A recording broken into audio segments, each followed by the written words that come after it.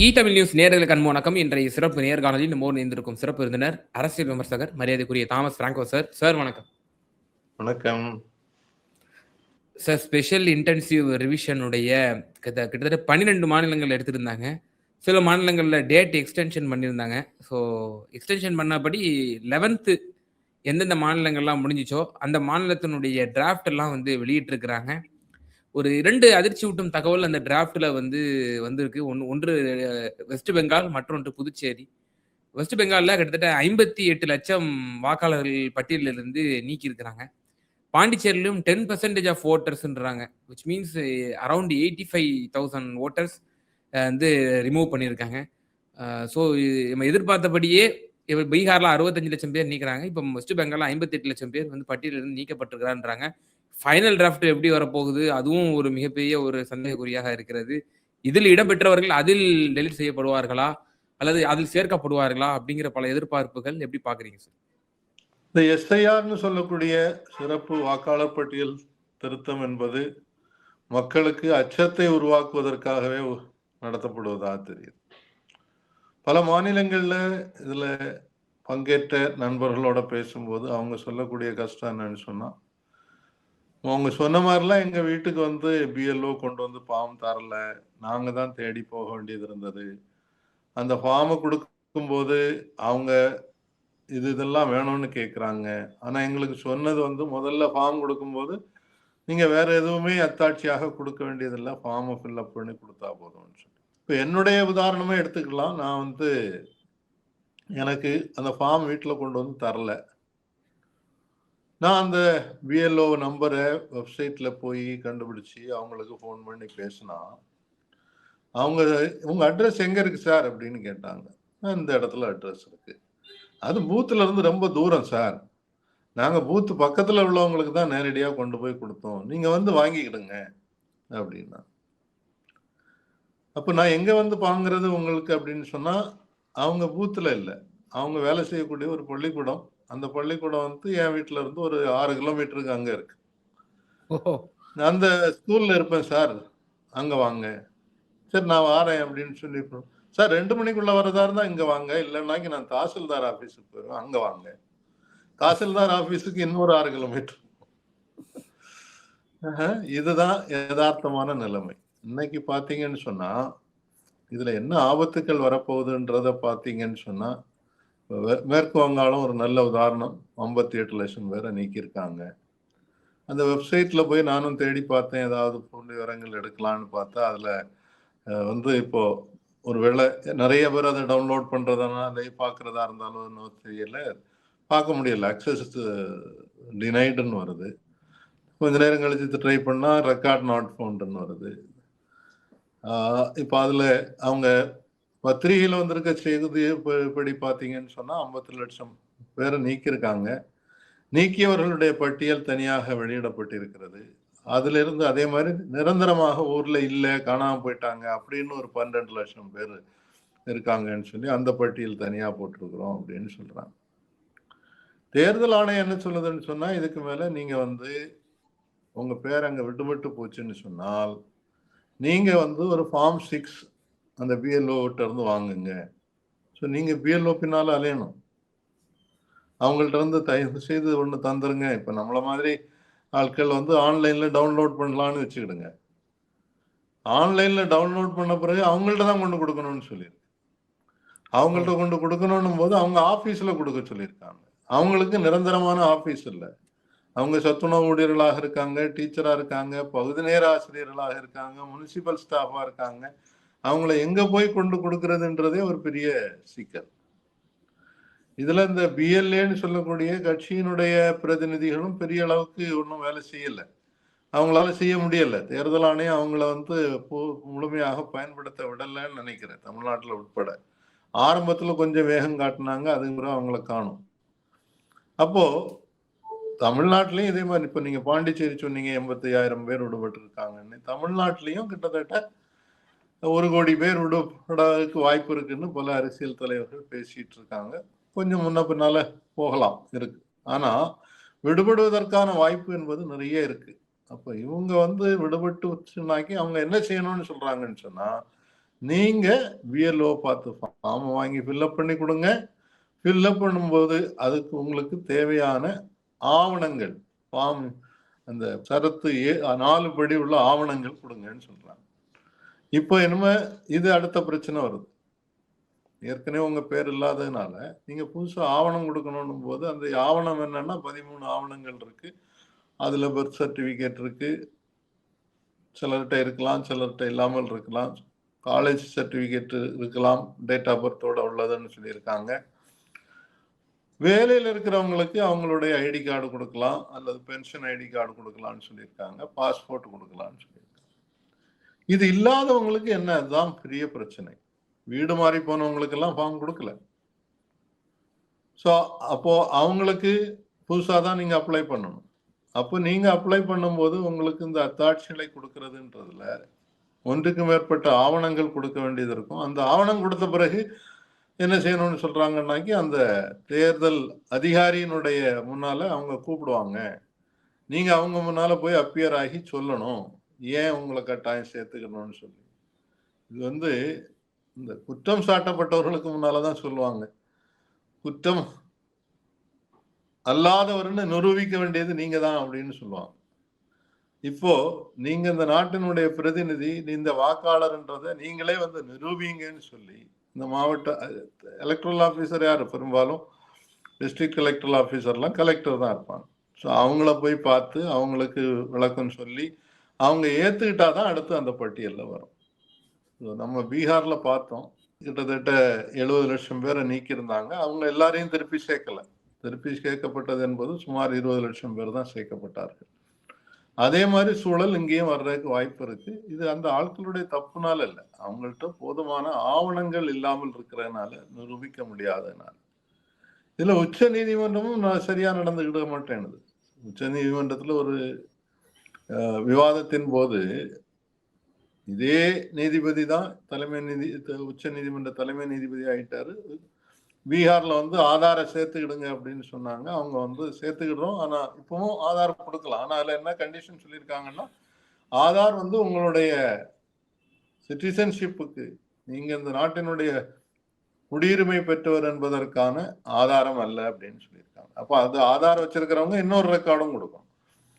அப்போ அதுல அந்த உச்ச நீதிமன்ற நீதிபதி இப்ப என்ன கேட்கிறாருன்னு சொன்னா, ஒரு ஆதார் இருந்துட்டுனா போதுமா, உடனே எல்லாரும் வந்து ஓட்டு போட விட்டுலாமா அப்படின்னு கேட்கிறாரு.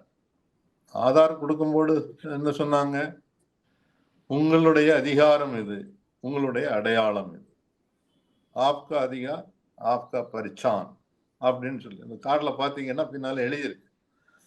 அப்போ உங்களுடைய அடையாளம், உங்களுடைய அதிகாரம்னு சொல்லி கொடுக்கப்பட்ட அந்த கார்டையே நாங்க பயன்படுத்த மாட்டோம்னு சொன்னா, இது எங்க கொண்டு போய் விட போகுதுன்னு தெரியல. இது நாட்டுல பல பிரச்சனைகளை உருவாக்க போகிறது. இப்ப அடுத்தால புதிய ஒரு குண்டை தூக்கி போட்டிருக்காங்க, சென்சஸ் 2027, அதுக்கான கமிட்டி, அதனுடைய ஆணையர் யாரு, அதெல்லாம் அறிவிச்சாச்சு.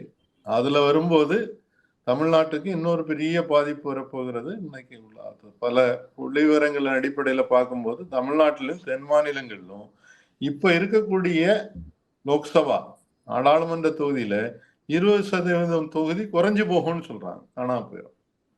அப்ப நீங்க வந்து அந்த நாடாளுமன்றத்துல போய் பேசுறதுக்கு இதெல்லாம் பேசுறது, இப்பவும் பேசுறதை வகை வைக்கிறது இல்லை, அந்த பேசுறதுக்கான எதிர்குரல் கொடுப்பதற்கான வாய்ப்புகள் கூட குறைந்து போகக்கூடிய ஒரு மிகப்பெரிய ஆபத்து இருக்கு. வட மாநிலங்களுக்கு, குறிப்பாக பீகாருக்கு, உத்தரப்பிரதேசத்துக்கு, மத்திய பிரதேசத்துல அந்த தொகுதிகள் கூடும் அப்படின்றத புள்ளி விவரங்களோடு நேற்று கூட நான் ஒரு மீட்டிங்ல கலந்துகிட்டேன். அந்த கூட்டத்துல இந்தியாவில் இருக்கக்கூடிய ஒரு மிகச்சிறந்த நிபுணர் இந்த பட்டியலோடு அதை விளக்கி சொன்னார். ஸோ நான் இதை எதுக்கு சொல்றேன்னு சொன்னா, இப்ப வரக்கூடிய இந்த தேர்தல் சென்சஸினுடைய அடிப்படை ஆவணமாக எடுத்துக்கொள்ளப்படுவதற்கான வாய்ப்பு இருக்குன்னு சொல்றாங்க. அப்போ ஓட்டர் லிஸ்ட்ல பேர் இல்லைன்னு சொல்லியாச்சுன்னா, நீங்க அடுத்தால சென்சஸ்லயும் உங்க பேர் விடுபட்டு போகும், நீங்க சேர்க்க முடியாது, உங்க பிள்ளைகளுடைய பேரை சேர்க்க முடியாது. இந்த ஒரு ஆபத்தும் வந்து கொண்டிருக்கு. சார், இப்போ மேற்கு வங்கத்துல 58 லட்சம் பேர் நீக்கியிருக்காங்க அப்படின்னு சொன்னா, அதற்கு உரிய காரியங்கள்லாம் சொல்லியிருக்காதானே செஞ்சிருக்காங்க.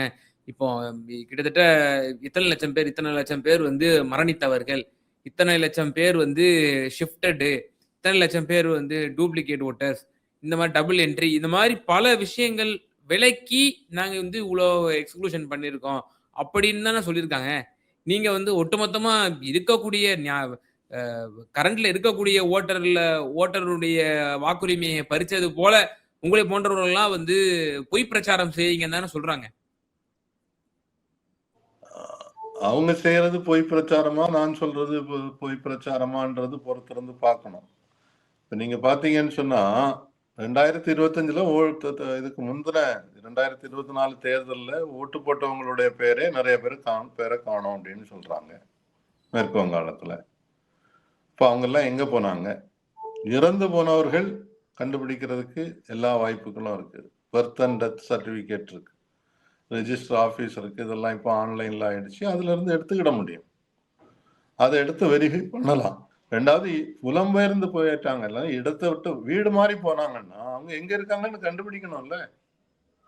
கண்டுபிடிக்கிறது யாருடைய கடமை? வீடு மாறினது அவங்களுக்கு தப்பா? நீங்க அரசாங்கத்துல இருந்து எல்லாருக்கும் வீடு கொடுத்துருக்கிறீங்களா? கொடுக்கல. அப்படி இருக்கும்போது அவங்க எங்க இருக்காங்கன்னு கண்டுபிடிக்கணும். ஏற்கனவே இருந்த வீட்டுல கேட்டாச்சுன்னா சொல்லிடுவாங்க அவங்க இங்க இருந்து மாறி போய் இந்த இடத்துல இருக்காங்க, அடுத்த தெருவில் இருக்காங்க, இல்ல அடுத்த ஊர்ல இருக்காங்க. அப்போ அதை பார்த்து அந்த ஃபார்மை கொடுக்கணும்.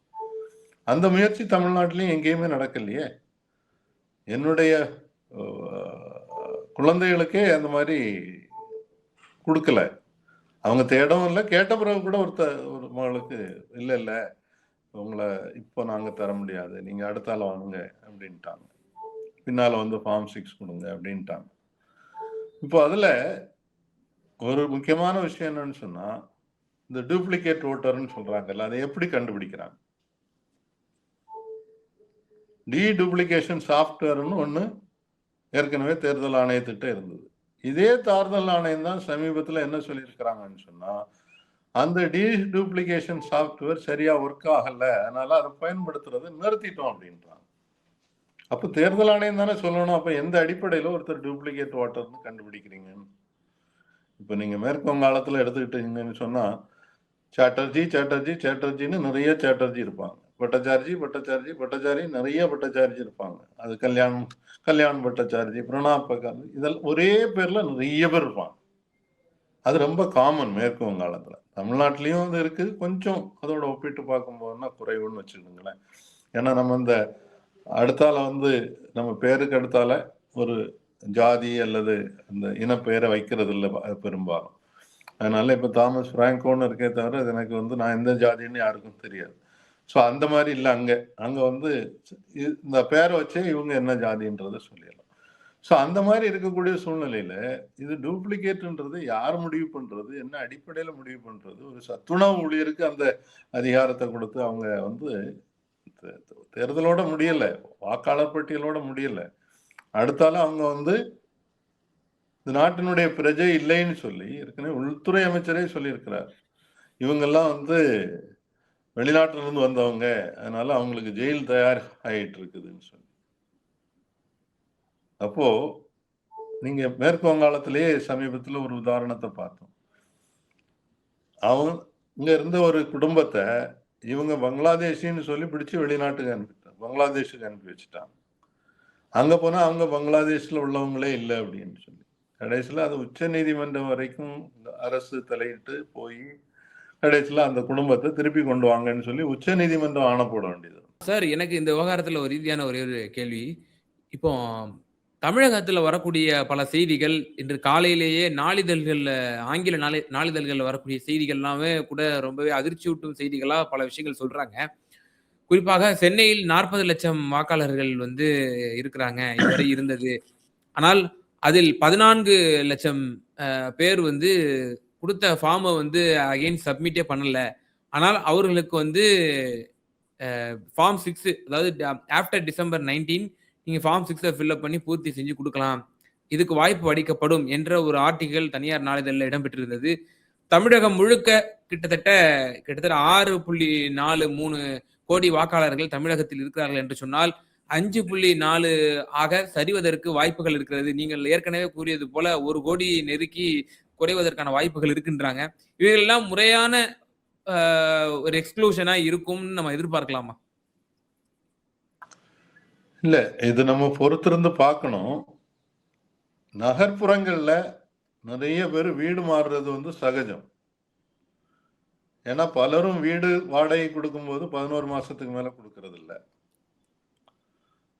இல்ல எந்த அத்தாட்சியும் குடுக்க மாட்டாங்க. வாடகைக்கு குடுத்துருக்கிறோன்றதுக்காக. ரொம்ப நாள் யாரும் வச்சுக்கிறது இல்ல வாடகைக்கு. காரணம் வந்து நாள வந்து ஏதாவது கேஸ் போட்டு இது எங்க வீடுதான்னு கேட்பாங்க அப்படின்னு சொல்லி ஒரு பயம் இருக்கு. அதனால கட்டாயமா வீடு மாற வேண்டியது இருக்கு. 2வது வேலை நிமித்தமாக இடம் மாற வேண்டியது இருக்கும். அரசாங்கத்துல பொதுத்துறையில வேலை செய்றவங்களுக்கே கூட வீடு மாற வேண்டியது இருக்கும். அவங்களுக்கு டிரான்ஸ்ஃபர் போடுறதுனால. நான் என்னுடைய உதாரணத்த தெளிவா சொல்றேன். என்னுடைய மகளும், மனைவியும் 2 மகள்களும் ஓட்டு போட்டது விருகம்பாக்கம் தொகுதியில. அப்போ நான் வந்து பேங்க்ல வேலை செய்துட்டு இருந்ததுனால குவார்ட்டர்ஸ்ல இருந்தேன். கோயம்பேடுல குவார்ட்டர்ஸ் இருக்கு அதுல இருந்தேன். இப்போ நான் ஓய்வு பெற்றாச்சு. மகளுக்கு டிரான்ஸ்ஃபர் ஆயாச்சு. என் மனைவிக்கும் ஓய்வு பெற்றாச்சு. நாங்க வீடு மாறிட்டோம். வேற இடத்துக்கு வந்தாச்சு. இப்போ என்ன கேட்குறாங்க 2002, 2005. 2002, 2005ல நானும் என்னால முடிஞ்ச அளவுக்கு எல்லா தொகுதியும் அப்பவும் நம்ம டிரான்ஸ்ஃபர்ல இருந்ததுனால ஒருவேளை இங்க இல்லாம அங்க இருக்குமோ அப்படின்னு ஒவ்வொரு இடமா தேடி பார்த்தா என் மனைவிக்கும் பட்டியல்ல பேரை கண்டுபிடிக்க முடியல. என் பேரையும் கண்டுபிடிக்கல. நான் எல்லா தேர்தல்கள்லயும் ஒழுங்கா போய் ஓட்டு போட்டிருக்கேன். எங்க இருந்தாலும் ஓட்டு போடுற இடத்துல இருக்கு. இப்போ நான் வந்து வேற தொகுதிக்கு மாத்திட்டேன். ஆனா அந்த பிஎல்ஓ சந்திச்சு தயவு செய்து ஃபார்மை கொடுங்க அப்படின்னு கேட்டா மனைவிக்கும் ஒரு மகளுக்கும் உள்ளதை கொடுத்தாங்க. அதை ஃபில்லப் பண்ணி கொடுக்கும்போது இந்த 2005 தகவல் கிடைக்காததுனால என் மனைவியினோட அப்பா அம்மா பேரெல்லாம் போட்டு அவங்க சைதாப்பேட்டில் இருந்தாங்க. அவங்களுடைய தொகுதி பூத்து இதெல்லாம் ஆராய்ச்சி பண்ணி பார்த்து கண்டுபிடிக்க முடியல. ஸோ நான் இதுதான் நிலமம்மா அப்படின்னு சொல்லி அவங்கள்ட்ட கொடுத்தாச்சு. அவங்க என்ன சொல்றாங்க, அவங்களுக்கு கூடால பாஸ்போர்ட் காப்பி கொடுக்குறேன், மனைவியோட ஐடி கார்டு கொடுக்குறேன், மகளுடைய ஐடி கார்டு, ஒருத்தர் வேலை பார்க்குறாங்க, ஒருத்தவங்க இதெல்லாம் கொடுத்த பிறகும் அவங்க சார் 2002, 2005ல இல்லைன்னா நாங்க ஒன்றும் செய்ய முடியாது சார். அப்போ என்ன நடக்கும்? இப்போ முதல்ல என்ன சொன்னாங்க, வெரிஃபிகேஷன்லாம் பின்னாலதான் நடக்கும், எதுவும் கொடுக்க வேண்டாம். இப்போ கடைசியில் இந்த மாதிரி சொல்லும்போது அவங்க 2 பேருடைய பேரும் விடுபட்டு போக போகுது. இன்னொரு மகளுக்கு ஃபார்மே தரல, அதனால அது விடுபட்டு போகுது. அப்போ என்ன செய்ய வேண்டியது இருக்கு, திருப்பி வந்து ஃபார்ம் 6 தான் கொடுக்கணும்னு ஒரு கட்டாயம் வருது. அப்போ 2 பேர் வேலை பார்க்குறவங்க, அவங்க வேலையை விட்டுட்டு இந்த ஃபார்ம் எடுத்துட்டு போய் அந்த பிஎல்ஓ கண்டுபிடிச்சி அவங்கள்ட்ட ஒப்படைக்க வேண்டும்ன்ற ஒரு கட்டாயம் வருது.